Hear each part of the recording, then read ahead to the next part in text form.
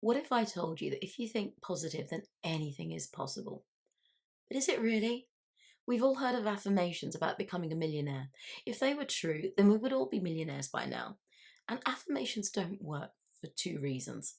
First, most people think of unrealistic goals and therefore ridiculous affirmations. Their goals should always be smart, specific, measurable, achievable, and repeatable, as well as timely. Yet, time and time again, people want to go from 0 to 1 million without the steps in between, so they set themselves up for disappointment. For affirmations to work, they need to be broken down into smaller milestones that are more realistic stepping stones towards your end goal. And second major reason is affirmations target the mind at a conscious level, which is in conflict with all those deep rooted negative beliefs in your subconscious mind. So your inner critic will jump in, pull you back from taking positive action, and it will sabotage any chance of potential success. So I want to share with you a groundbreaking study of 4 groups of participants who were asked to solve anagrams. Before completing the task, the researchers told them that they were interested in handwriting practice and asked them to write 20 times on a sheet of paper either I will I, or will. And the group that wrote will I solved nearly twice as many anagrams as any other groups. Other similar studies have concluded that asking ourselves is far more powerful than telling ourselves something when we wish to create success. Questions are powerful because they probe answers and challenge the inner critic. They remind us of the resources that we have and they activate our curiosity. All that is required is a simple tweak.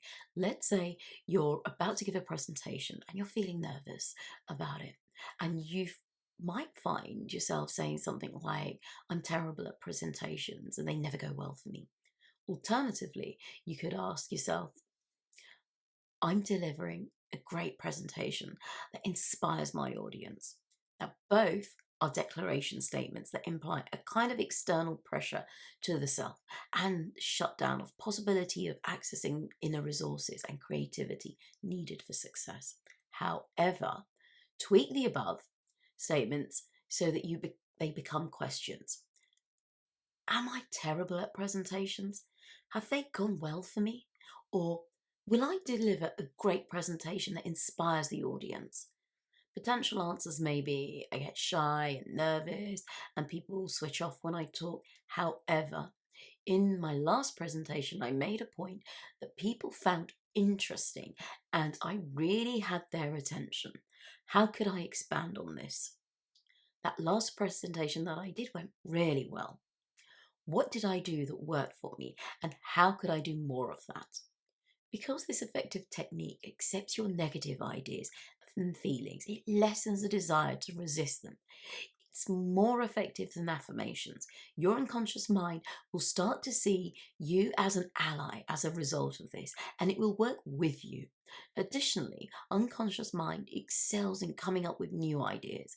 So follow this process to really effectively apply the interrogative self-talk strategy. Draw your awareness to any declared self-statements, whether positive or negative. Tweak these statements into questions. Example, I am or am I? Mull over the possible answers to these questions and come up with additional questions. What if? And produce a particularly fruitful line of inquiry.